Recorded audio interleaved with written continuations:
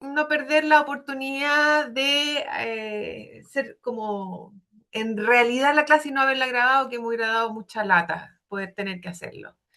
Entonces, vamos a ver hoy día mediciones a nivel nacional. La clase pasada, si se acuerdan, vimos distintos tipos de mediciones a nivel internacional. Entendimos cuáles eran los vicios, ¿cierto? De cómo se medía, para que era importante entender el propósito, de quién se mide y de por qué se medía para poder entender el contexto, ¿cierto? Y la decisión de los factores, las dimensiones que entraban a configurar ese diseño de medición. Bueno, en Chile tenemos una medición súper interesante que se hace, creo que hace cada 2 años, y esta es nuevita porque se lanzó la memoria ahora en abril del 2026, por lo tanto eh, les traigo, se me quedó pegado, ¿por qué está pegado esto? Ahí está. Les traigo la información salida desde el horno, ¿ya? La Cámara Chilena de la Construcción, ¿cierto? Junto con el Instituto de Estudios Urbanos y Territoriales de la Universidad Católica, tienen un índice de calidad de vida urbana ya hace más de 10 años, ¿ya? Y lanzaron ahora en abril la memoria de la última medición y está muy entretenida, por si después quieren leer la memoria con mayor detalle, porque además traen los resultados del 2015 a los resultados del 2025 y nos permite ver en 10 años, una serie larga de tiempo, cuáles han sido las modificaciones respecto de este índice de calidad de vida urbana.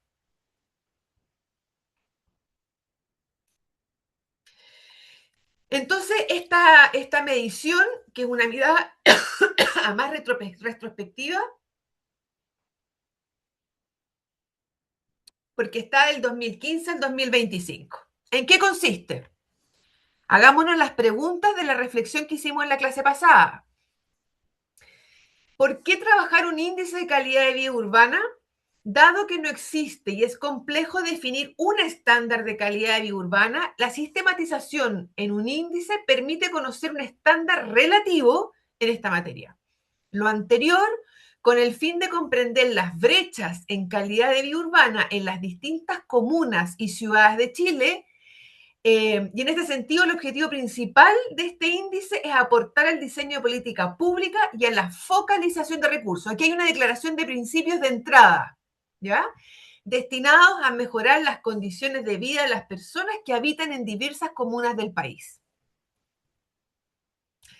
¿Cómo han diseñado este indicador?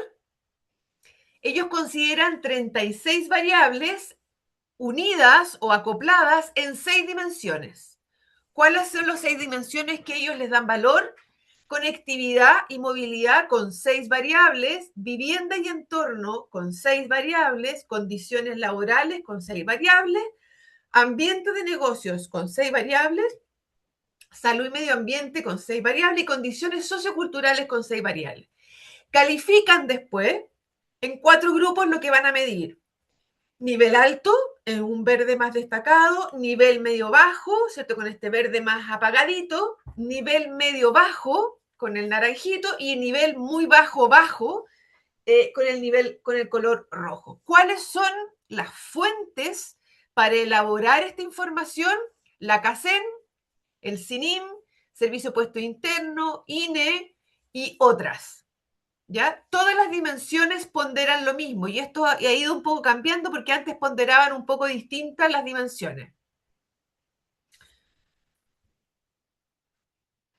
¿Cuáles son los aspectos dentro de cada dimensión? Esto para que vean el nivel de complejidad que tiene esto. Por ejemplo, en conectividad y movilidad, miden tiempos de transporte del viaje al trabajo, eh, miden costos, porcentaje de costos del hogar en transporte público, porcentaje de viajes al trabajo en transporte público y modos activos, siniestros, permisos de circulación por habitante, porcentaje de red de ciclovía. En la vivienda y entorno, ¿qué miden? Metros cuadrados construidos, déficit habitacional, campamentos, seguridad, acceso a servicios, acceso a áreas verdes. Respecto de las condiciones laborales, informalidad del empleo, desempleo, calidad laboral, sueldos, líquido en trabajo principal, supervivencia laboral, indicador de género. En ambiente de negocios, la cantidad de crecimiento anual, ventas micro, pequeñas empresas, atracción de empresas, capacidad de recaudación, etcétera. Respecto de salud, cobertura de salud primaria, enfermedades, acceso a salud pública, problemas ambientales, servicios sanitarios y respecto de las condiciones socioculturales, acceso a educación, oferta cultural, oferta deportiva, metros cuadrados de deporte y recreación por habitante, participación ciudadana en organizaciones sociales, violencia, denuncia de delitos de violencia intrafamiliar por habitante y vulnerabilidad de hogares según 40% de registro de hogares. ¿Cuáles son los resultados de este índice de calidad de vida urbana del 2015 al 2025? Del total de las comunas, Chile tiene, no sé, no me acuerdo en este minuto el número, pero cerca de 300 y algo comunas a nivel nacional, pero aquí consideran solo 99 comunas que son las que tienen la mayor concentración de población a nivel nacional, ¿ya? Por lo tanto, la medición está hecha en torno a estas 99 comunas. De estas 99 comunas, según lo que se levanta de información, en el nivel alto se encuentran solo 13 comunas de las 99, que significan un 13,1%, nivel medio bajo 14 comunas, nivel medio bajo 33 comunas y nivel medio bajo 39 comunas. ¿Ya? Por lo tanto, si ven además asociada la cantidad o el número de habitantes a esas comunas, y sumamos el número de habitantes en el medio bajo y nivel bajo, se concentran ahí la gran proporción de personas medidas. Si comparamos respecto al 2015 al 2025, nos damos cuenta que el nivel alto se incrementa una comuna, en el nivel medio 2 comunas, en el nivel medio bajo bajan algunas comunas y en el nivel bajo, sin embargo, aumentan el número de comunas.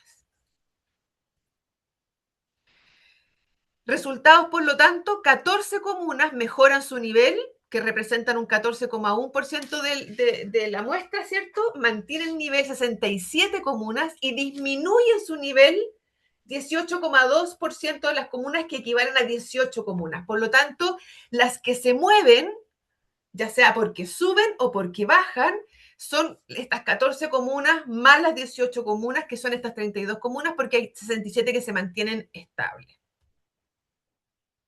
¿Dónde están las mayores variaciones? Vamos a después entrar a algunas comunas para que lo podamos mirar. Cambios de nivel, las mayores variaciones en conectividad y movilidad. 8 de las mejores comunas mejoran su nivel y de las 14 comunas de peor nivel, de las 18 comunas de más bajo nivel, disminuyen su nivel. También en condiciones laborales, ambiente de negocios, que hay una diferencia importante en la disminución de nivel. 8 de 18 comunas bajan su nivel respecto al ambiente de negocio y las condiciones socioculturales. Resultados de las ciudades intermedias, ¿ya? Que no son las grandes metrópolis, ¿cierto? Una comuna en el nivel alto, 3 comunas en nivel medio-bajo, 7 comunas en el nivel medio-bajo y 18 comunas en el nivel bajo. Y por lo tanto es un nivel que sube. ¿Qué vemos aquí, por ejemplo? Mejoran su nivel de calidad de vida de bajo a medio alto Rengo y Coyhaique.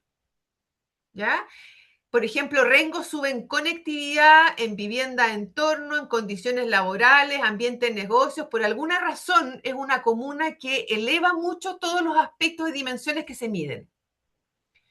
Coyhaique también, pero respecto, fíjense, de ambientes de negocio y de condiciones socioculturales. Punta Arenas y Valdivia se mantienen, ¿cierto?, en un rango alto. La Calera, Calama, Curicó, Los Andes y San Felipe se mantienen en medio bajo. Villarrica, Linares, Castro, San Fernando, Osorno, San Antonio, San Carlos, Constitución o Valle San Javier mantienen en bajo. Y ahí hay comunas, ¿cierto?, que son las de abajo, Arica, Limache, Quilicura, que por esta medición pasan del rango medio-bajo al bajo. Por lo tanto, en estos 10 años, solo 2 comunas de las ciudades intermedias mejoran su nivel de calidad de vida, el 58,6%, que son 17 comunas, mantienen y 10 lamentablemente bajan su nivel de calidad de vida. Resultados de las áreas metropolitanas. Un 10,7% de las comunas nivel alto versus el nivel medio bajo, que en este caso es un 46,4%, y el nivel bajo 28,6%. ¿Qué pasa aquí? Áreas metropolitanas como por ejemplo Concón y Concepción pasan de medio alto a alto, Chiguayante pasa de medio bajo a medio alto. ¿Quiénes bajan o disminuyen? Coquimbo, Penco, Padre Las Casas, Chillán Viejo. Y el resto mantiene más o menos su stand. San Pedro de la Paz, que es una comuna, ¿cierto?, que ha crecido muchísimo en Concepción, sin embargo pasa de alto a medio alto. Entonces, 17 comunas mejoran su nivel, perdón, 17%, 5 comunas, 17 comunas mantienen nivel y 6 comunas bajan su nivel de calidad de vida. Respecto de la región metropolitana y las comunas que la conforman, y esto es bien interesante, el 62% de las comunas concentran el nivel medio-bajo y nivel bajo. ¿Cuáles son las que mejoran? Peñalolén, Independencia, La Cisterna, Recoleta y Estación Central. ¿Cuáles son los aspectos aquí? No hay coincidencia en aspectos bastante dispersos, pero en conectividad, al menos algunas 3 de aquellas mejora, en condiciones laborales algunas y en condiciones socioculturales. ¿Cuáles disminuyen?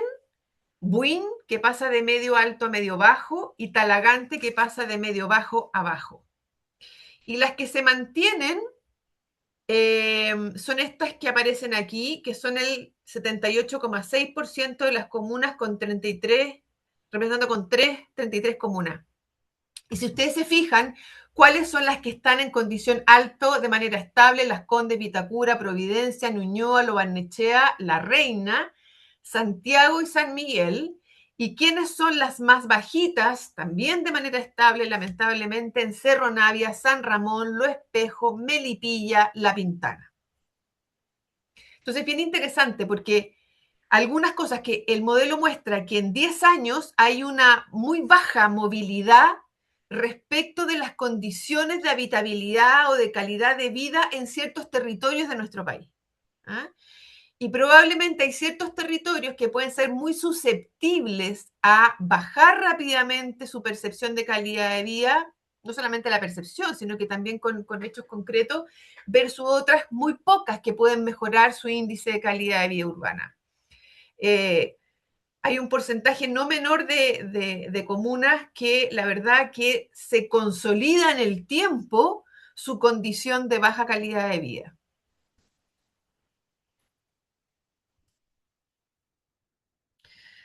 ¿Cuál es la síntesis de alguna manera? Que en las ciudades intermedias mejoran el nivel solo 2 comunas, en las áreas metropolitanas en 10 años solo 5 comunas, en la región metropolitana solo 7 comunas.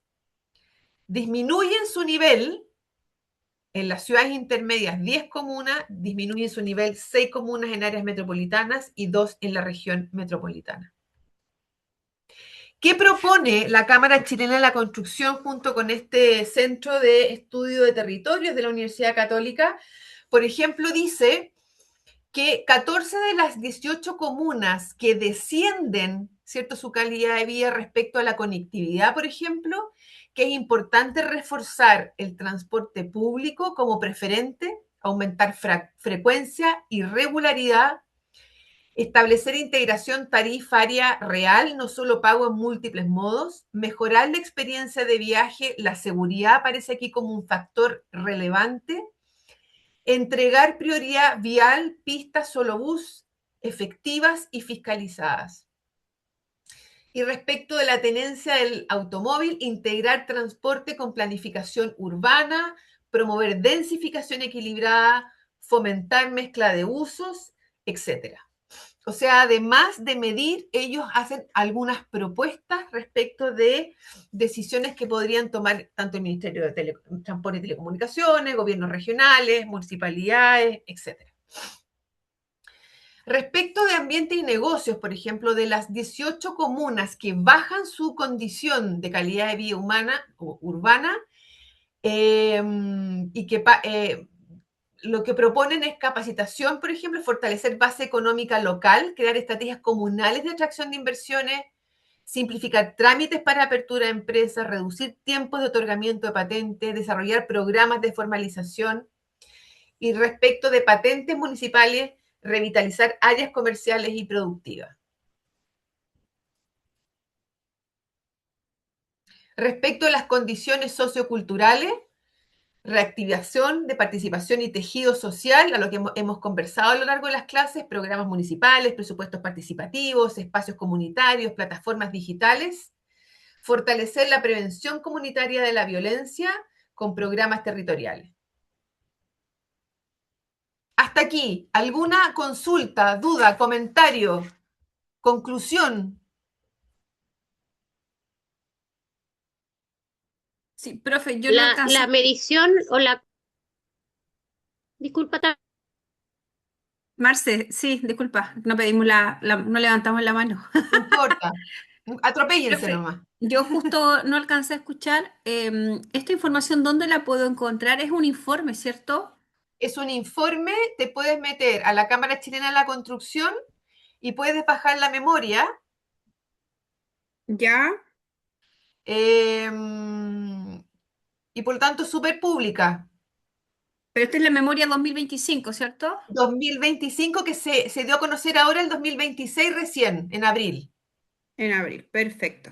O sea, es información súper nueva. Ya, súper. Esa era mi pregunta. Gracias. ¿Ya?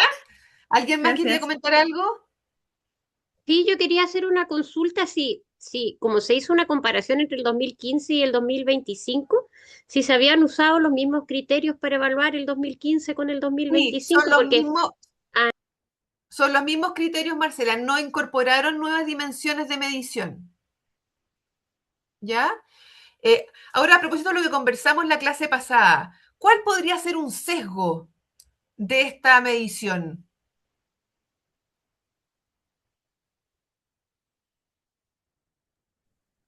La percepción y el cambio en este caso de los habitantes. No. Piensa en la pregunta, que el sesgo venía desde quien sale a, quien Ah, en constituye cuenta. de alguna manera la medición, porque tiene un Ujú. propósito último, en este caso ellos quieren intervenir o apoyar o potenciar ciertas políticas públicas, pero la pregunta es, ¿quién está saliendo a medir?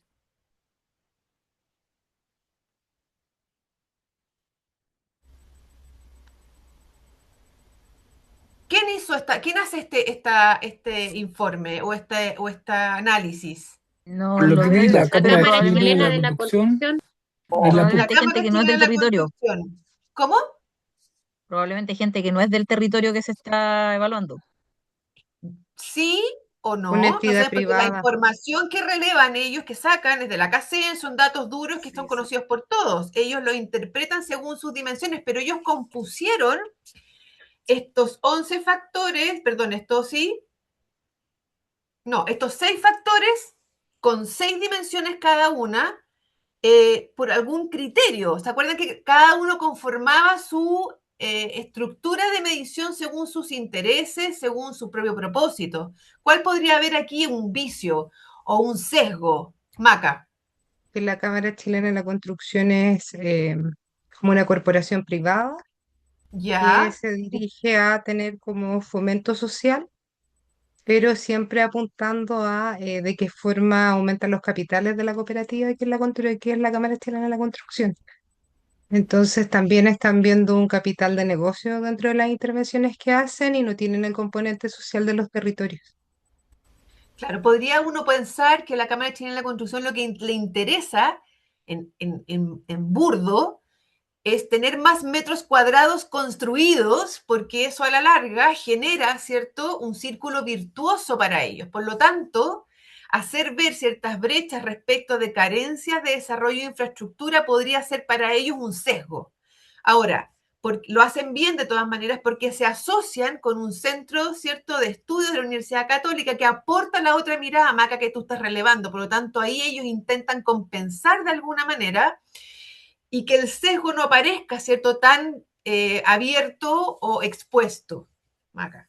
Lo que sí es una medición súper interesante igual, porque nos permite mirar, ¿cierto?, en estas dimensiones con información dura que se levanta abiertamente en nuestro país, las brechas o ciertos desarrollos o cuáles son las carencias y faltas de los territorios. Cristóbal.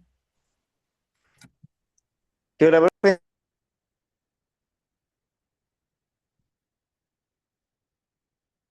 ¿Sí, Cristóbal? Está como yo, no puede hablar. Estás muteado, Cristóbal. Ahora hola, sí, ¿ahora sí? Perdón, sí. ahora. Nada, y quiero compartir el tema de acá, del sesgo que venía como de la Cámara Chilena de Construcción. Y justamente hoy día en la ENELA, que lo encuentro como empresarial de la Araucanía, hablaba José Miguel Martavid, que es parte de unas constructoras grandes, también Moliar, tiene harto negocio. Canada House también tiene hartas cosas.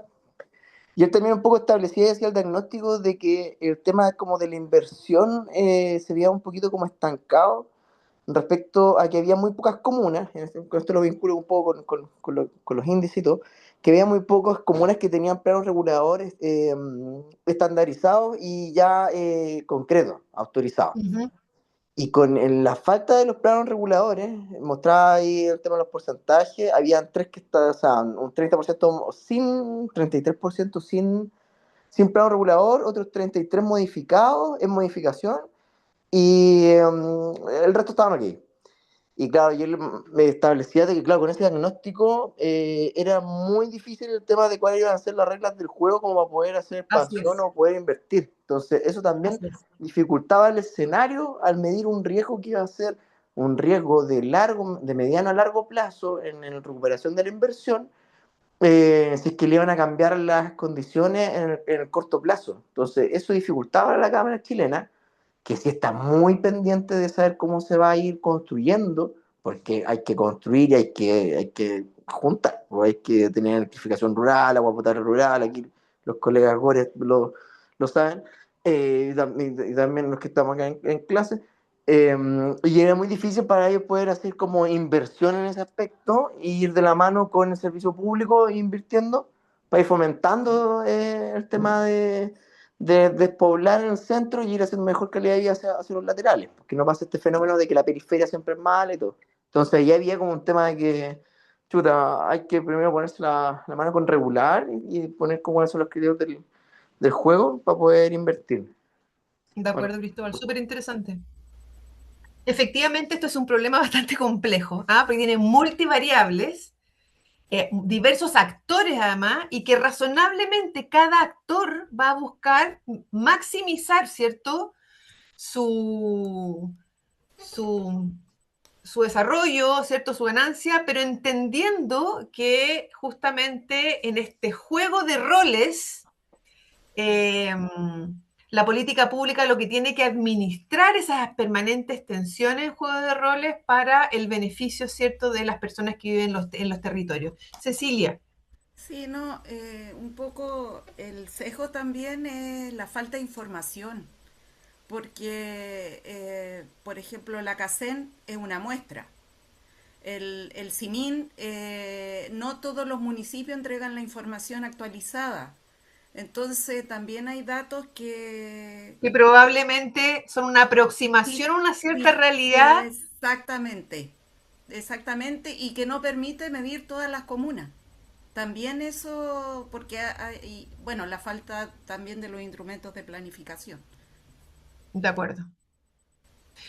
Entonces la pregunta que sale de cajón aquí, en el fondo, perdón, Catalina. Hacer una consulta, es que no sé si lo vi, porque vi algunas instituciones, pero con respecto al tema del transporte, que es donde casi todos bajan, la información de dónde le extraen la información del MTT o Yo creo que sí, pero dónde no me estaría eso. atrevo a ser súper rigurosa en darte una respuesta porque no la tengo Ya. así. Lo que uno podría entrar a la memoria y probablemente ahí va a estar definido bien desde dónde sacan base de datos para poder cruzar. ¿Por qué le digo? ¿Por qué me llama la atención? Porque todas las comunas bajan en conectividad, por lo que estaba viendo ayer en las láminas, se basan en los recorridos que son subvencionados, por eso las micro, los colectivos, pero hay otros medios de transporte que no estarían contemplados. Por ejemplo, acá acá en Valdivia, los taxis fluviales todavía no pueden pasar por el MTT, pero Mm. existen y le dan conectividad a las universidades. Entonces, ahí Absolutamente, hay. Cata. Yo creo que el modelo no es perfecto, es una aproximación a dibujar esta realidad. Y yo no tengo la respuesta precisa para decirte si es que ese tipo de transporte, por ejemplo, es tomado en consideración o no. Habría que leer ahí con detalle la memoria. Entonces, la pregunta que viene cuando tenemos, ¿cierto?, esta heterogeneidad de comunas, ¿cierto?, con desafíos, de tamaño, de condiciones socioeconómicas, de condiciones laborales, condiciones de habitabilidad, de accesibilidad a bienes y servicios. Bueno, ¿cómo se financia el territorio? Y hoy día que está muy de moda el tema, ¿cierto?, de las contribuciones, ¿cómo funciona en Chile el financiamiento de las comunas? ¿Ah? Con el fondo. Y ustedes, para que ustedes sepan, el Fondo Común Municipal constituye la principal fuente de financiamiento para los municipios chilenos. Sí. Esto está alojado, ¿cierto?, en la Constitución Política, en el artículo 122, mecanismo de redistribución solidaria de los ingresos propios entre las municipalidades del país. Por lo tanto, todas las municipalidades dan, ¿cierto?, pasan recursos propios a un fondo común nacional y que se redistribuye por criterios que ha definido, ¿cierto?, esta ley. Desde el 2024, además, incluye la distribución de los recursos aprobados por la ley 21.591 del Royal Minero, materializado en el Fondo de Equidad Territorial y el Fondo de Comunas Mineras. ¿Cómo se constituye este Fondo Común Municipal? Con el impuesto territorial, las contribuciones famosas, y el 65% de los recursos del Fondo Común Municipal de las contribuciones viene del aporte de Santiago, Providencia, Las Condes y Vitacura. Solo de esas 4 comunas. El 60% es un aporte del resto de las comunas del país. Las patentes comerciales, 55% lo da Santiago, 65% las restantes de estas 4 comunas. El resto, 0%. Permisos de circulación transversalmente, el 62,5%. Transferencia de vehículos, impuestos, 50%. Recaudación por multas e infracciones, TAC, 50%. Y fotorradares, 100%. Impuesto, muebles fiscales, 100% afectos. Aporte fiscal, ahí está la cantidad de dinero. Por lo tanto, este Fondo Común Municipal finalmente es el que se va a redistribuir después en las distintas comunas del país.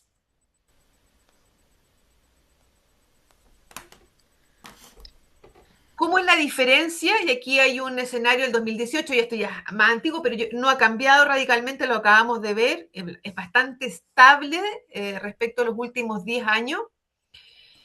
Por ejemplo, Lonquimay, en rojo, es el Fondo Común Municipal, es el 51,9% de su presupuesto total, viene de lo que le asigna el Fondo Común Municipal.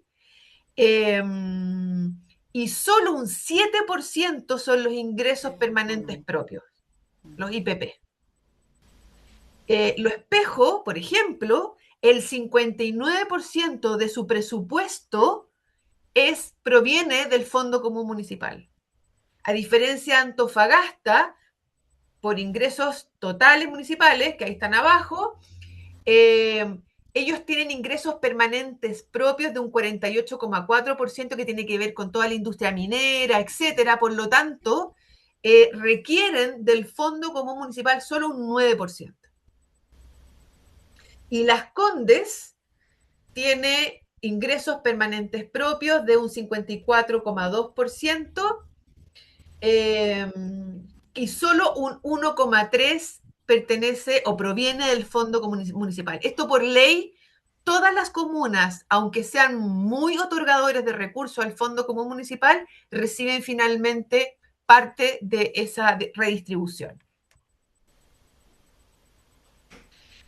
¿Cuál es la trampa de esta resignación en términos de porcentaje versus volumen de dinero? ¿Quién recibe más recursos del pozo en millones de pesos brutos?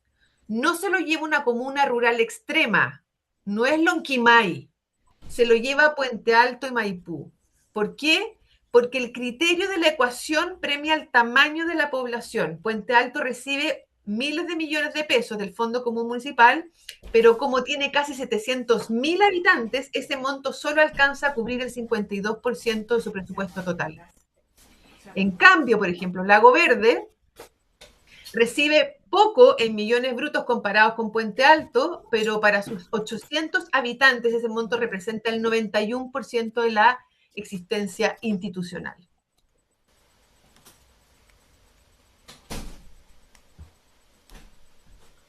En la actualidad existen comunas, generalmente aquellas rurales y con menor cantidad de recursos, cuyo financiamiento anual depende en su mayoría de los dineros aportados del Fondo Común Municipal. Esto contrasta con las comunas con mayor nivel de inversión, desarrollo y calidad de vida, o sea, lo que establece, ¿cierto?, la Cámara Chilena de la Construcción, los cuales cuentan con un mayor ingreso propio permanente y también con un mayor aporte monetario. En la región metropolitana, según datos del Sistema Nacional de Información Municipal, SINIM, la comuna de Las Condes percibe un ingreso total de 271.000 millones de pesos, del cual solo 1,27% responde a aportes del Fondo Común Municipal. Por su parte, Lo Espejo, una comuna con un bajo nivel de calidad de vida urbana, percibe 16, ¿cierto?, millones de pesos, de los cuales un 58,96% son aportados por el Fondo Común Municipal. Por lo tanto, aquí el primer análisis que podemos hacer o conclusión es que tu desarrollo de territorio que va a impactar o no en mayor o menor calidad de vida no necesariamente es equivalente a la cantidad de recursos que asigna el Fondo Común Municipal. En este caso que estamos comparando, tiene que ver más bien con los ingresos permanentes propios que es capaz de generar ese territorio para esa satisfacción de necesidades de quienes habitan en ese territorio. Los municipios en este modelo, en esta política pública de redistribución, tienen roles según capacidad de aporte del Fondo Común Municipal o necesidad de recepción del fondo. Los grandes aportadores son municipalidades que aportan hasta 25 veces ingresos que recibe el Fondo Municipal. Estas municipalidades conforman un grupo homogéneo y se encuentran en la región metropolitana, ¿ya? Aportador, al igual que el grupo anterior, los aportes realizados al Fondo Común Municipal son mayores que los ingresos que reciben, pero esta relación se da en menor magnitud. Y está el receptor aportador, su relación aporte-beneficio se sitúa en un grupo de los cuales sus beneficios del Fondo Común Municipal son mayores a sus aportes. Un gran número de municipalidades dependen principalmente del Fondo Común Municipal para financiamiento, alto nivel de dependencia financiera, alta concentración del patrimonio en sectores definidos, importante desigualdad de recaudación territorial. El Fondo Común Municipal permite que municipios con pocos ingresos propios permanentes reciban lo que implica que la normativa existente distribuye en función de lo que la comuna recauda y no respecto de su real potencial de recaudación. ¿Se entiende lo que estoy diciendo? ¿No? Monse, me tienes que preguntar entonces. Más o menos, profe. Lo que quiere decir, ¿ah? que, y aquí vamos a empezar a ver, porque siempre las políticas públicas tienen efectos no esperados o efectos no deseados, Monse. Si bien es cierto, la política pública de la creación del Fondo Común Municipal es un acierto, es una buena política pública porque permite que territorios organizados en comunas que no tienen desarrollo, que no tienen ingresos propios, que por ejemplo tienen solamente viviendas exentas de contribuciones, reciban ingresos, ¿cierto?, mensuales que les permita llevar a cabo el desarrollo de sus territorios. Esto también, por eso, aunque resuelve un problema con esto, o sea, con esta redistribución, es una buena solución, trae consigo aparejado también ciertas dificultades o desafíos. Y lo que nos está diciendo es que si una comuna no tiene capacidad de desarrollar o generar recursos por sí mismo, se traduce finalmente en una comuna de alta dependencia del Fondo Común Municipal. Sí. Y eso puede ser bueno en el sentido de que recibe recursos frescos para su desarrollo y malo por la generación de dependencia de ese Fondo Común Municipal. ¿Ya? Y lo vamos a conversar un poquito. ¿Se entiende, Monse, ahora? Entonces, si bien es cierto, es una solución a un problema complejo, difícil, como habíamos conversado en la otra clase, nos vamos a dar cuenta que también trae aparejado un nuevo problema, ¿ya? Porque incluso hay comunas que tienen potencial de desarrollo, potencial de generación de riqueza, potencial de generación de trabajo, pero finalmente el incentivo es a no desarrollarte porque tú tienes seguro que tienes un ingreso permanente vía reasignación y no de generación de recurso propio. ¿Se entiende, Monse? Sí, profe, entendido. Bettina Horst, el 2005, dice, esta política de distribución puede producir una actitud pasiva frente a la búsqueda de nuevos ingresos. ¿Cierto? ¿Qué incentivo tengo yo como alcalde a salir a buscar nuevos desarrollos si en realidad me puede significar que me disminuye el ingreso vía redistribución Fondo Común Municipal? Ya que al generar mayores ingresos propios permanentes, generaría a su vez una disminución del aporte del Fondo Común Municipal. Y aquí voy a identificar 3 riesgos importantes de una política pública con efecto no deseado, Monse. ¿Quién me ayuda con la primera? Ya. Son un curso colaborador. Tuvimos un momento de estrés. Vamos. Yo, profe, para Ya, entenderlo. Profe, dígame, dígame. ¿podemos volver, porfa? Que no me quedó clara la explicación. ¿No? Con la parte del real potencial de recaudación. Claro, por ejemplo, es que sabes que lo vamos a ver en esta lámina, Juan Francisco. A ver si lo entendemos y si no volvemos. Vale. ¿Ya? Ok. Vamos, Monse, con el primer efecto secundario nocivo o no deseado de una política pública. El riesgo moral fiscal, desincentivo al esfuerzo propio. Aquí está Juan Francisco. ¿Ya? El algoritmo de la subdere castiga al éxito. Si el alcalde de una comuna rezagada hace una gestión brillante, digitaliza el cobro de patentes morosas, atrae empresas y logra que sus ingresos propios suban un 20%. La fórmula matemática lo detecta al año siguiente y le quita plata al pozo. El Fondo Común Municipal adormece la capacidad de innovación fiscal de los municipios. ¿Ya? Aquí hay un primer efecto no deseado. porque en el fondo hay poca estímulo o incentivo a la generación de riqueza propia, Juan Francisco. Entonces pueden haber territorios que son súper potenciables en su desarrollo, ya sea porque están súper conectados, por ejemplo, al aeropuerto, porque tienen industria, etcétera, pero el incentivo a tener estos ingresos permanentes propios, la verdad que termina siendo finalmente un problema para los gobiernos locales. ¿Se entendió? Ya ahí sí. Ya. 2. ¿Qué me lee el segundo efecto secundario nocivo?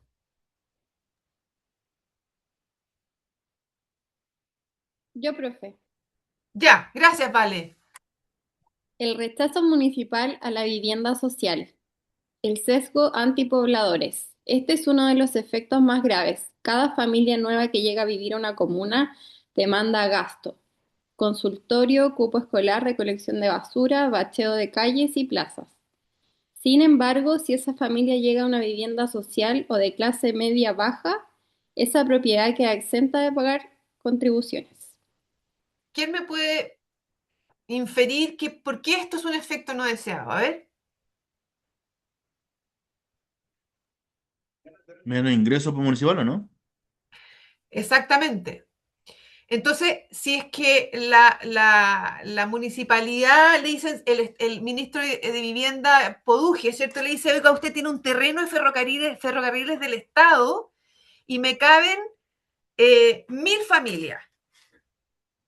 El alcalde va a tener el desincentivo de tenerlas, le va a decir, no, es que no me las traiga. Esas familias a mí no me van a aportar nada. Y lo que van a hacer es consumir parte de mi presupuesto en salud, en educación, en un montón de cosas. Por lo tanto, muchas de estas comunas finalmente no quieren recibir vivienda pública porque final es puro costo y no beneficio. Municipios periféricos prefieren detener en los planes reguladores la construcción de viviendas sociales y prefieren zonificar para bodegas industriales, empujando a familias pobres cada vez más a los bordes de la ciudad. ¿Quién me lee el número 3? Por acá, profe. Gracias, Javier. Captura política del dinero, gasto corriente versus inversión. El dinero del Fondo Común Municipal entra a la cuenta general del municipio sin apellido. La ley no exige que se gaste en reparar calles o construir parques. Diversos estudios han demostrado que cuando llega un aumento del flujo del Fondo Común Municipal, la curva que se dispara no es la de inversión o bienes de capital, obras duraderas, sino la del gasto corriente, específicamente contrataciones a honorarios. El fondo, en muchísimas comunas, termina funcionando como una caja de financiamiento para las redes de clientelismo político del partido de turno. Y es una realidad gigantesca en nuestro país. Entonces, si bien es cierto, lo que quiero mostrarles con esto, que si bien es cierto, puede haber una política pública súper exitosa, reconocida en el mundo como una política exitosa, no podemos desconocer, ¿cierto?, como aquí, en aquellos que trabajan en la política pública, aquellos que trabajan en el diseño, ¿cierto?, de política pública, que siempre va a tener externalidades y efectos no deseados, ya sea en la conducta de quienes usan esta política pública, con incentivos o desincentivos.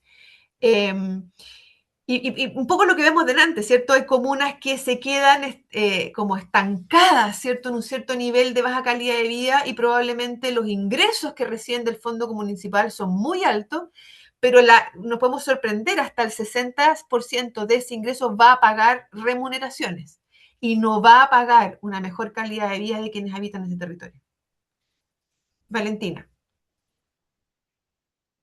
Sí, profesora, yo trabajo en una municipalidad y me llama la atención que los dineros del Fondo Común Municipal no vayan destinados a mejorar calles u otro tipo de gastos que no sean sueldos. ¿Por qué eso usted cree que no se ha arreglado?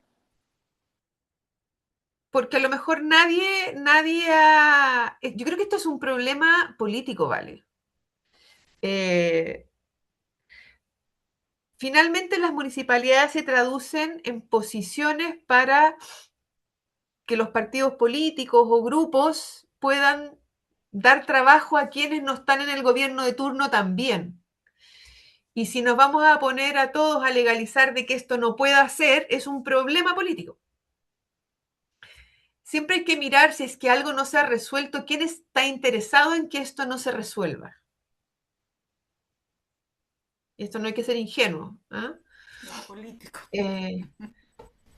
Claro, porque en el fondo, si yo soy alcalde de un sector y finalmente puedo pagar ciertos favores políticos porque me ayudaron en la campaña, porque es la manera de tener a la gente, ¿cierto?, con un sueldo cuando no está en el gobierno de turno.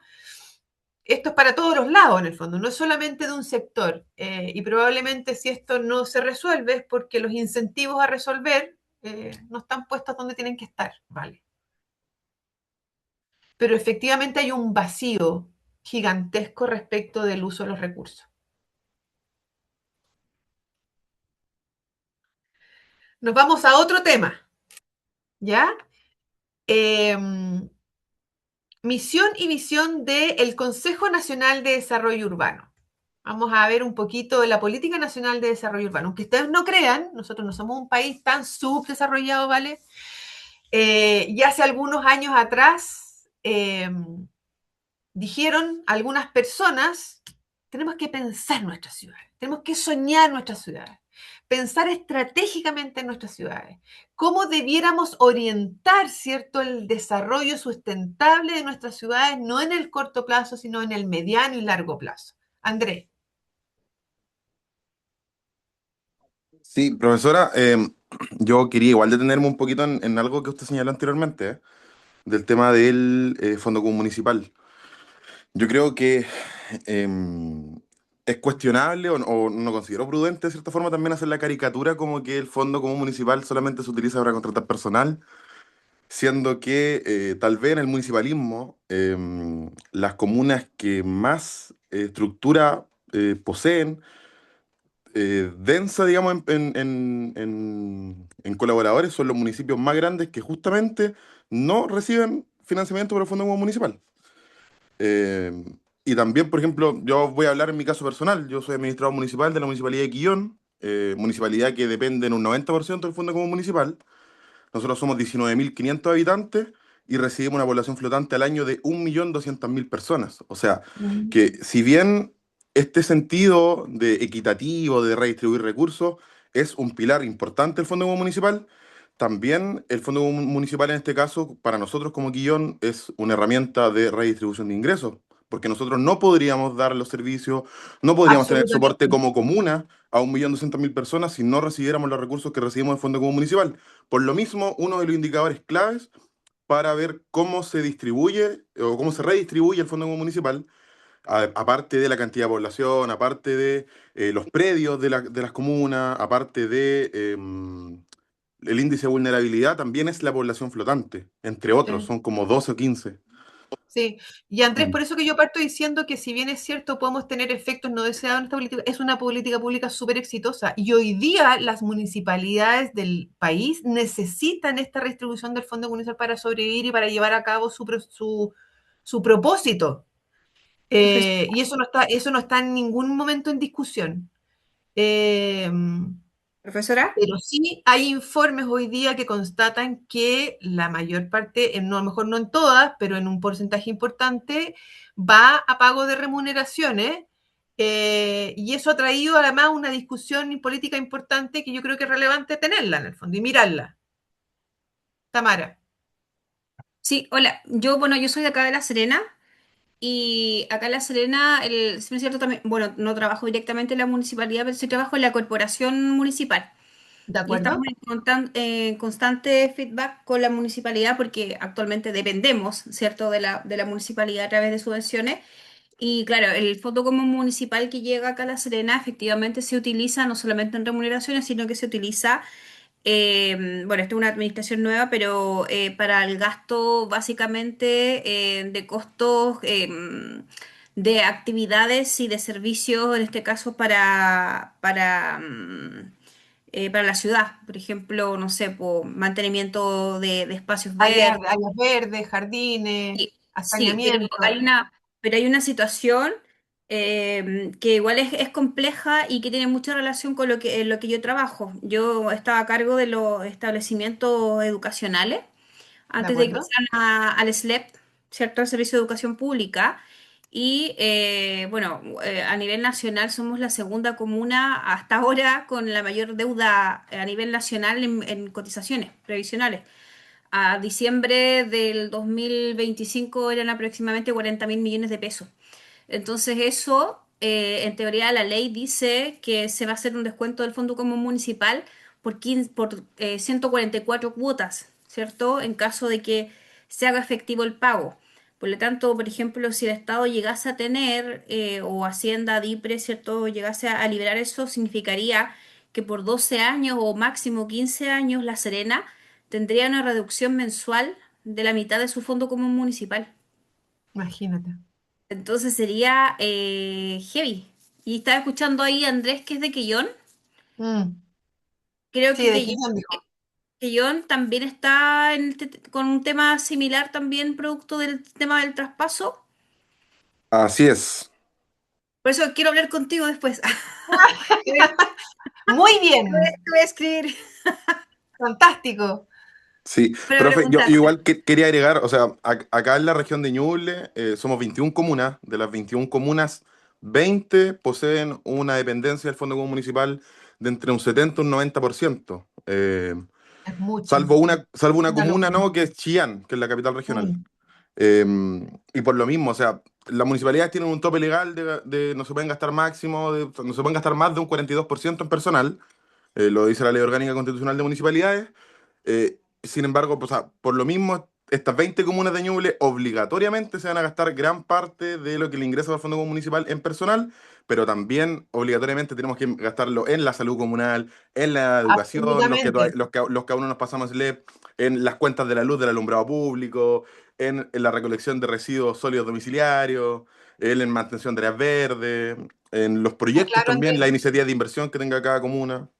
Está Entonces, es como perfecto. un Si en poco el fondo, inherente, es como un poco inherente. Entonces, yo creo que los municipios que estamos en esta posición somos alrededor de un poquito más de 100 a nivel nacional. Vamos a gastarnos más del 50% del fondo común en personal, pero mm, no, es como algo que va a ser imposible evitar porque el sí, funcionamiento mismo. ese es el trade-off en el fondo, como de la discusión hoy día en el fondo conceptual respecto al fondo municipal, que se entiende que uno tiene que tener contratadas las personas idóneas y las capacidades y las competencias y las habilidades, porque tampoco se puede, ¿cierto?, gobernar territorios sin el valor, ¿cierto?, del capital humano sobre esos territorios. Claro, pero en el fondo, cuando finalmente se sostiene cerca del 50% en honorarios y no hay un cambio radical o no hay cambio respecto a la percepción o no percepción de la calidad de vida, la verdad es que empiezan ahí unos cuestionamientos y que es lo que estamos conversando hoy día. Vale. Sí, profe. Yo quería, o sea, dar un dato que encontré, que claro, como usted decía, entre el 50 y el 58% del presupuesto total se asigna en gastos de personal Así y es, somos el país de la OCDE que más recursos subnacionales gasta en funcionarios. así Entonces, es. igual, claro, por algo usted dice lo que dice. Sí. Por eso que dije 60%, pero es como el 50, yo cerca del 60, y hay municipalidades que es grosero en el fondo. Y la verdad que muchas veces por política o por malas decisiones o por mal gobierno local prefieren sostener cierta empleabilidad o empleo público y no resolver problemas más estructurales de la comuna. Y esto no quiere decir que todas las municipalidades lo hagan, no, evidentemente que hay personas que hacen súper bien su trabajo de gobierno local, pero yo creo que hay algo que hoy día el diseño de esta política pública le está haciendo falta avanzar y madurar respecto de nuestros territorios. Ahora se va a generar una crisis si se aprueba la mega reforma donde se bajen las contribuciones. Ahí el fondo municipal va a bajar muchísimo. Entonces va a afectar el funcionamiento de los municipios. Sí. Y lo que se está apostando, y Es discutible, pero es interesante la discusión, a que esa baja de presupuesto sea mayor eficiencia en el uso de los recursos en los territorios nacionales.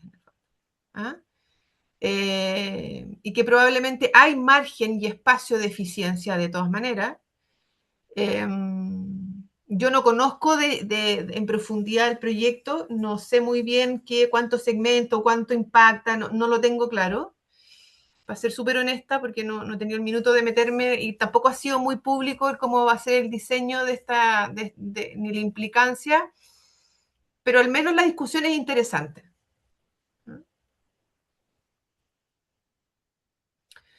Ok. Política Nacional de Desarrollo Urbano. Déjenme avanzar acá. 5 logros que cuando se genera la Política Nacional de Desarrollo Urbano ya hace muchos años, les voy a contar un poquito cómo avanzó esto en el tiempo y en qué estamos hoy día. Se juntó un grupo de personas que sabían mucho de ciudad, que entendían muy bien los fenómenos de ciudad, y se establecieron ciertos conceptos que en esa mesa en que se discutió había gente de izquierda, de derecha, de centro, pero que entendían el fenómeno de la ciudad en su profundidad y aunaron ciertos conceptos que para ellos eran transversales. En Chile se generó una reducción de la pobreza, el déficit habitacional y alta formalidad de la construcción y urbanización. No sé si vieron las imágenes de Venezuela hoy día. ¿Las vieron? Que es para llorar a gritos. Sí, Es desgarrador. Sí. ¿Ah? Y uno cuando ve los edificios y la informalidad en que está construido, uno se sobrecoge. ¿Ah? Porque la verdad que lo que estamos empezando a ver, porque yo creo que no hemos visto la realidad de la cantidad de personas que van a haber sido impactadas por esta situación, es horroroso. Y nuestro país en general es ordenado, tiene una ley para poder construir, tiene una normativa, la verdad que con un 7,4 nuestras ciudades funcionan bastante bien. Y tenemos una alta formalidad respecto a la construcción, agua potable, alcantarillado, urbanización, viabilidad, etc. Alta cobertura de servicios básicos, casi el 100% de tratamiento de aguas servidas, 100% de acceso a electricidad, agua potable, manejo de residuos, alta cobertura en transporte público, planificación del suelo en todas las ciudades, 70% de las comunas tienen un plan urbanístico actualizado en esa época, sin altos estándares de infraestructura regional y servicios básicos. Nadie podría decir que Chile, ¿cierto?, no ha llevado a sus ciudades a un cierto nivel importante y reconocido a nivel latinoamericano además. Sin embargo, cuando aparece, ¿cierto?, este consejo, dicen, tenemos sí problemas que se pueden resolver con institucionalidad e instrumentos existentes, la segregación social, que se ha acrecentado a pesar del éxito en la reducción de la pobreza urbana, impacto en el desarrollo urbano sobre redes de transporte y calidad urbana, 60% de las ciudades presenta alta contaminación de aire, crecimiento urbano se ha vuelto conflictivo con intereses contrapuestos, mayores demandas por calidad de vida en bienes públicos y demandas por mayor democracia y participación que superan potestades comunales o sectoriales. Entonces, este es archivo, ¿cierto?, del 2013. Presidente Piñera junto al ministro de Vivienda y Urbanismo, Rodrigo Pérez, firman el Decreto Supremo para la nueva política urbana que busca mejorar la calidad de vida de las personas para que vivan en barrios y ciudades del país. Y se conforma entonces además un consejo asesor permanente, transversal, que velará por la implementación de la política urbana en el tiempo, hecho inédito en Chile. El decreto supremo sobre la nueva Política Nacional de Desarrollo Urbano que busca orientar el desarrollo en la ciudad chilena durante los próximos 50 años. Empezar a mirar la ciudad en el largo plazo, no solamente en el ciclo político, una política además que ojalá trascendiera a los gobiernos de turno.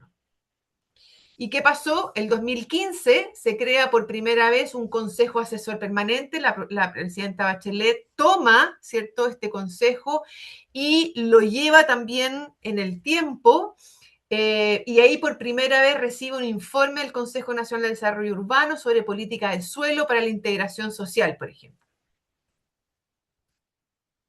El decreto establece una acción y orientación sobre 4 ámbitos centrales: integración social, identidad de patrimonio, sustentabilidad ambiental y desarrollo económico. Además, fija eje transversal que se considera condición necesaria para avanzar en los 4 lineamientos antes mencionados: la institucionalidad y la gobernanza para una mejor toma de decisiones de las autoridades respectivas. ¿Cuáles son algunos de los objetivos de la PNDU? Incrementar los niveles de democratización y descentralización en la gestión de las ciudades, transfiriendo a regiones y municipios mayores capacidades de planificación e implementación. Garantizar mayor equidad territorial en la distribución entre ciudades y comunas de recursos y potestades del Estado. Lograr mayor eficiencia y coordinación en el uso de los recursos y políticas públicas urbanas, para lograr una mejor calidad de vida para las personas. Y esto es muy bonito porque en la política pública escrita, el concepto de calidad de vida aparece por primera vez refrendada, buscada, objetivada, como un propósito mayor respecto de nuestras ciudades. Lamentablemente, para bien o para mal, en realidad, no quiero hacer juicio de valor, el año 2023 el Consejo Nacional de Desarrollo Urbano desaparece después de que logró sobrevivir 3 gobiernos y por lo tanto se había transformado en una política pública en el largo plazo, y el gobierno de esa época lo fusiona con el consejo existente de Consejo Nacional de Desarrollo Rural para dar vida al actual, que hoy día existe, Consejo Nacional de Desarrollo Territorial, CNDT. ¿Ya? Quien lo preside actualmente es Paola Girón Martínez, doctora de Planificación Urbana y Regional de la London School of Economics, LSE. ¿Y cuál ha sido de alguna manera la opinión de algunos conocedores, expertos en el tema? Sergio Beresville, que fue uno de los destacados presidentes del Consejo, dice que en Chile actualizar un plan regulador ya toma un promedio 8 años. Los escépticos temen que un consejo tan gigantesco se transforme en una fábrica de diagnósticos y declaraciones de principios, más que en un motor de agilidad administrativa. Nuestro ministro Iván Poduje: pasar de un consejo técnico acotado a una asamblea de 49 personas es la receta perfecta para la parálisis.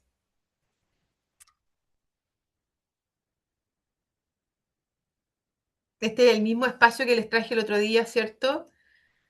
En Nueva York, con las sillas, que te mira hacia el edificio, que es un edificio muy bonito sobre una academia de danza, de ballet. La nueva política urbana se constituye una política de Estado transversal que plantea como objetivo esencial establecer las condiciones para mejorar la calidad de vida de las personas en un contexto de desarrollo sustentable, a través de principios, objetivos y lineamientos estratégicos que congregan una gran cantidad de voluntades. ¿Cuál es el propósito mayor? Lograr una mejor calidad de vida. Algunas de las acciones y resultados que tuvieron estos 10 años la Política Nacional de Desarrollo Urbano con este consejo: por ejemplo, la Ley de Aportes del Espacio Público, número 20.958, surge a propósito de una recomendación que hace el Consejo Nacional de Desarrollo Urbano, en donde hoy día, con esta ley, que se diseña con principios de mitigación universal y equidad, todo proyecto que genere crecimiento densificador o densificación debe mitigar su impacto directamente al entorno y pagar un aporte en dinero al fondo municipal destinado exclusivamente a construir veredas, plazas, ciclovías, luminarias, etc. Esto es una ley que surge después de este consejo. La ley 21.450, promulgada el 2022, también surge a raíz de este consejo, en que se institucionalizó, como les conté en la clase pasada, ¿cierto?, el Banco de Suelo Público, facultó oficialmente al MIMBU para comprar, reservar y gestionar terrenos estratégicos bien ubicados antes de que la especulación inmobiliaria los vuelva impagables. Creó además las zonas de integración urbana, le dio el poder al Estado para normar sectores específicos, por ejemplo, los bordes de una nueva línea de metro. Se autoriza, por lo tanto, a subir, ¿cierto?, nivel de la altura, etcétera. Y una de las herramientas más importantes que surge de este consejo es que ellos dicen, ok, este es nuestro análisis de las ciudades, queremos ir para allá con nuestras ciudades, queremos el desarrollo sustentable basado en estos principios, buscando la mejor calidad de vida de las personas, pero si no medimos, si no sabemos ni jerarquizamos ciertos indicadores, la verdad que no sabemos si lo estamos haciendo bien o mal. Y el Consejo, por lo tanto, determinó y trabajó en un sistema de indicadores y estándares de desarrollo urbano. Y esto lo pueden encontrar, si ustedes pinchan hoy día el Ministerio de Vivienda y Urbanismo y entran al CIEDU, pueden mirar estos indicadores. ¿Ya? Históricamente los municipios pedían presupuesto basándose en intuiciones. Yo creo que la accesibilidad de mi población es mala. Yo creo que tengo una mala calidad de vida porque tengo pocos metros cuadrados verdes, de área verde. El CIEDU fijó líneas rojas físicas oficiales, medibles, ¿ah?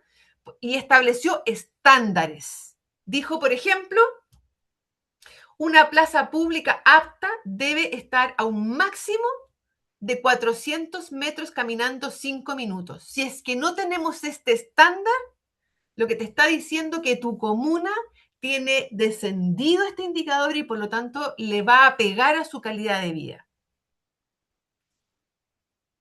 Y esto no se había hecho en Chile nunca.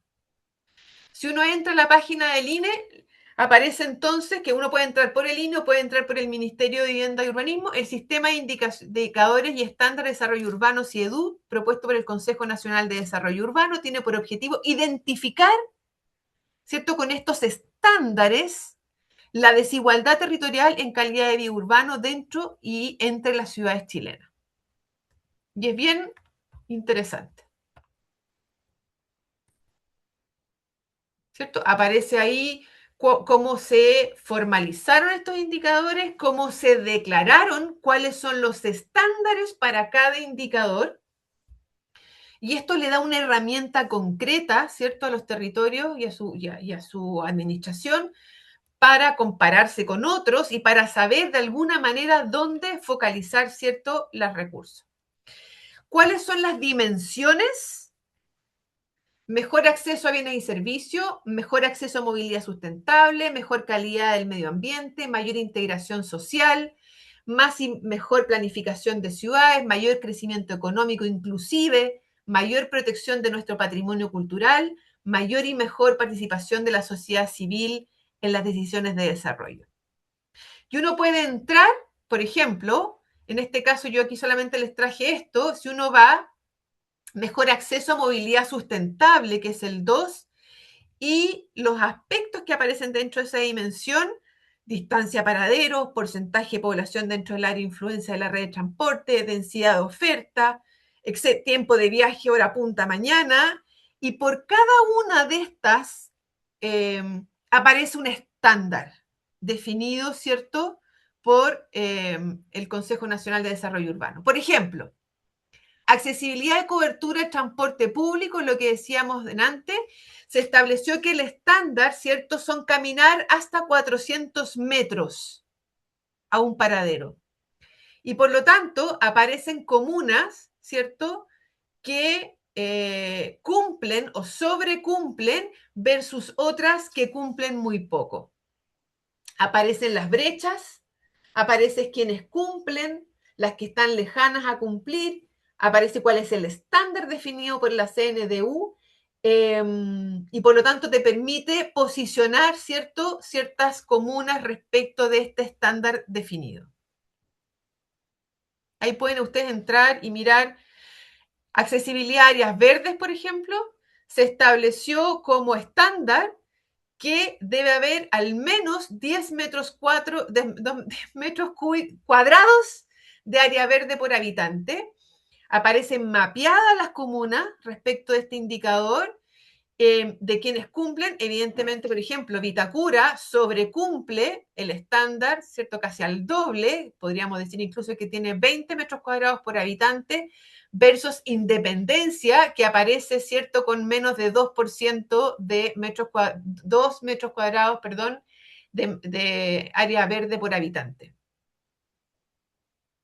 Este indicador representa la relación entre la superficie total de áreas verdes comunales, sumatoria de superficies de parque y plazas públicas respecto de la población urbana comunal. Es bien interesante, les recomiendo que entren y jueguen. ¿Ah? Después, muchos de ustedes, cuando hacen después su tesis o su tesina, se van a acordar de mí. Esto es un buen lugar para encontrar información. ¿Ah? Esto en Concepción, respecto también de las áreas verdes, los que son de Concepción, ¿cierto? Sobrecumple Concepción con más de 10, y Tomé aparece muy bajito, ¿cierto? Con Hualqui, Penco, Chihuayante, etc.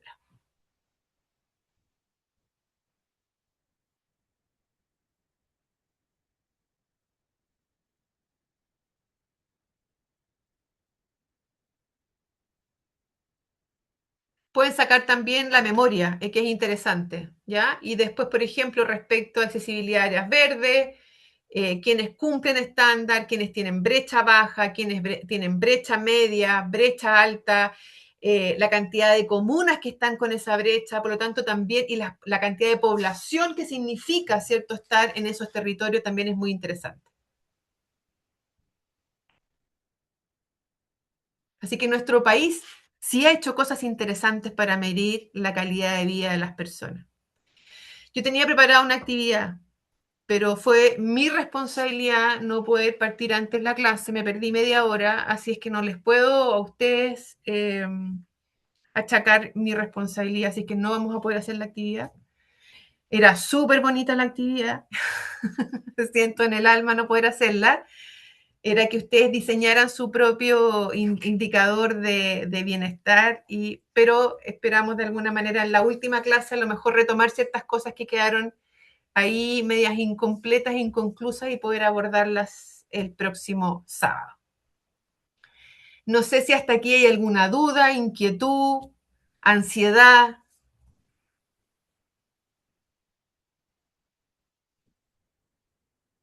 Cristóbal, ¿no?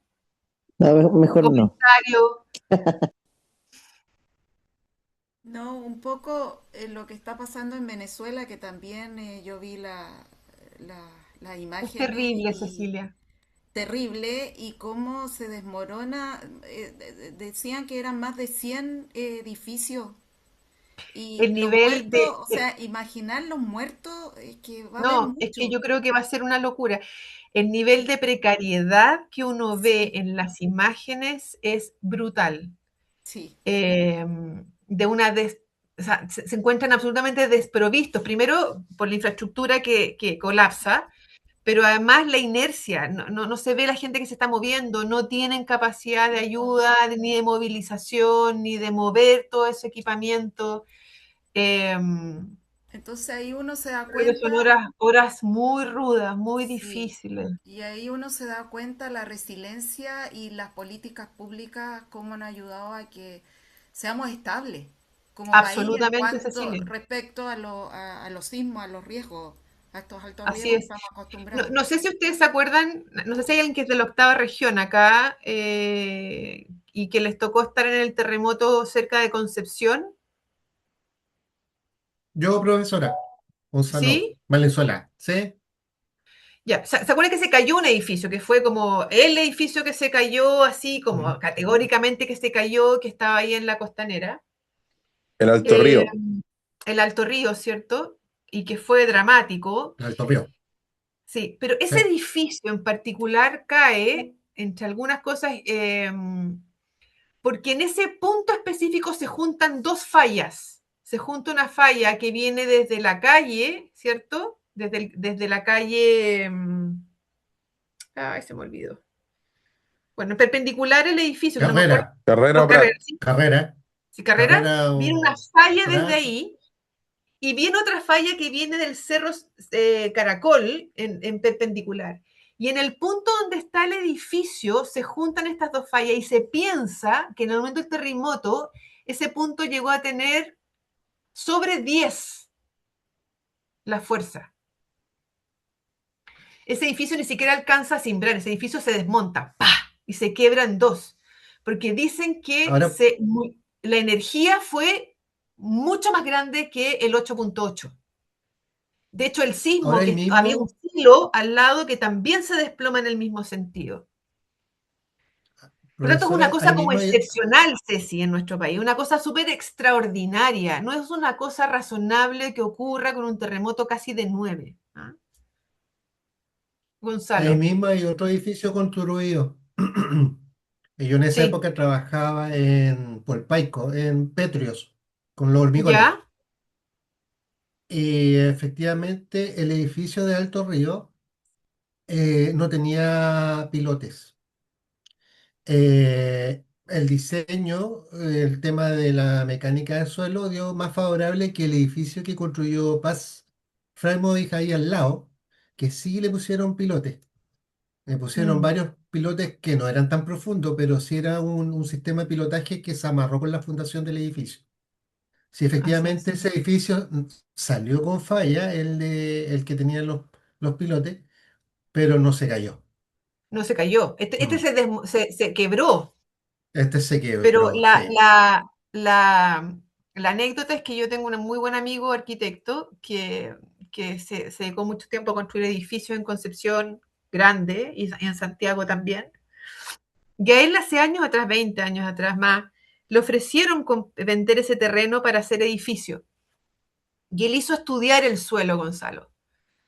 Y en ese minuto, los ingenieros de suelo le dijeron que no lo comprara porque era un suelo muy complejo por esta situación y que el riesgo era demasiado alto. Eh, y por lo tanto él desistió y no construyó en ese lugar. Pero lo que quiero decir es algo excepcional, ya sea que se coinciden las dos cosas, que hay un tema de suelo, además un tema cierto de fragilidad o de mal diseño. Nuestras políticas públicas respecto a lo que a nuestras ciudades están en un nivel de desarrollo producto de esta resiliencia que tú muy bien dices, Ceci, que nos ha llevado, ¿cierto?, a tener estándares muy exigentes, versus, ¿cierto?, otras ciudades de Latinoamérica en donde vemos lo que estamos mirando hoy día, que es una tragedia gigantesca.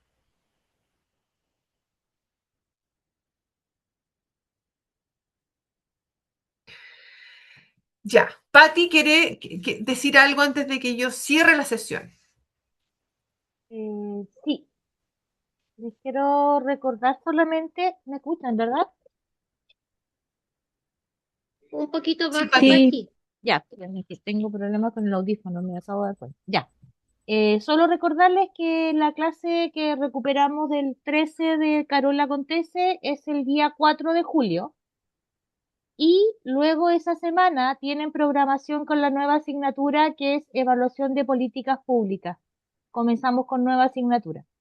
Eso quería recordarles. Por lo tanto, ya no nos vemos hasta el sábado 4 y luego iniciamos la semana de, creo que es 7 de julio, con la asignatura Evaluación de Políticas Públicas, que ya está en Canvas el nicho de la asignatura y está la programación ahí también. Eso era, Carola. Muchas gracias. De nada, Patti. Ya muchachos, espero que tengan un lindo fin de semana largo, que descansen, recuperen energía.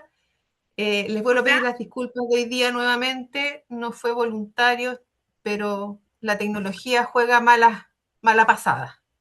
Profesora, ¿va a subir las PPT Sí, y las voy a subir. Lo que tengo hasta ahora lo voy a subir este fin de semana. Voy a corregir lo que tengo, no he podido, esta semana no he podido corregir lo que ustedes ya habían subido, así que lo voy a hacer este fin de semana también y voy a subir las PPT. profe, Profe, ay, y las disculpe. clases grabadas las va a subir?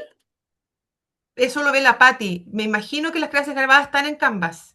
Las clases grabadas están todos en donde ustedes buscan la sesión. Cuando se van a la sesión, en una pestaña arriba dice grabaciones de la nube. Ahí están todas las clases. Profe, una consulta en relación a a la tarea final. ¿Usted tiene una fecha más o menos de cuándo deba entregarse? Las vamos a acordar en conjunto el próximo sábado, Marce. Ya, ok. Y nos ponemos de acuerdo, ¿ya? Dependiendo un poco si se les junta con otra asignatura. Vamos a ver bien ahí, con ustedes acordamos una fecha, que les quede bien. ¿Ya? Ya, chicos, que estén muy bien. Muchas gracias. Chao, profe. Chao, Profe. profe. Chao, gracias, profe. Chao, Gracias. profe, Buen gracias. descanso. Buen descanso, Chao, chicos. Pati. Chao, Chao, Pacho, que un estén abrazo. bien. Sí, gracias Un por todo. abrazo a ustedes. Chao. Chao.